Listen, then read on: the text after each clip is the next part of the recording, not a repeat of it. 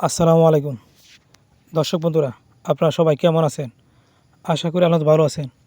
আমি দোয়া করি ভালো থাকেন।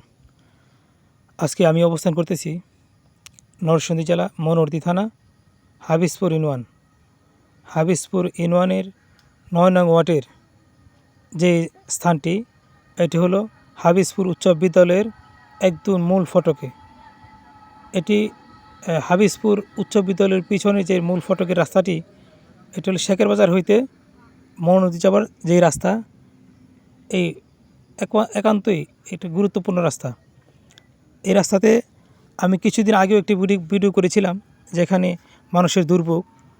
আজকে দেখেন এই রাস্তার সেই রাস্তায় রয়ে গেছে, আর কোনো পরিবর্তন হয়নি, আর দেখভাল করার কেউ থাকেও না।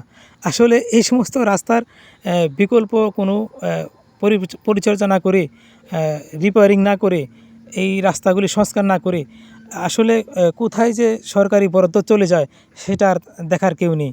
আমি চাই আমার এই ভিডিওগুলি আমাদের এই নরসিংদী জেলার উপরোক্ত সংশ্লিষ্টর কাছে পৌঁছক, এবং এই মনোহরদী থানা হাবিবপুর ইউনিয়নের এই রাস্তাটি পরিপূর্ণ সংস্কার করে দেওক।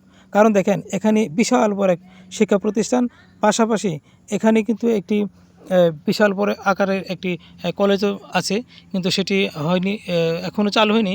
কিন্তু এখানে যে private car, CNG, auto, trolley, এমনকি মোটরযান, এই সমস্ত যানবাহন আসার যাওয়ার যে বিকল্প রাস্তার থাকে না, তখন কিন্তু মানুষের এই দুর্ভোগ পোহাতে হয়।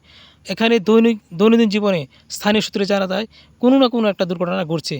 আসুন আমরা এই সমস্ত দুর্ঘটনা থেকে বাঁচার জন্য একটি রাস্তা, সুন্দর সংস্কার রাস্তা চাই, এবং সকলের কাছে আমার দৃষ্টি কামনা করছি।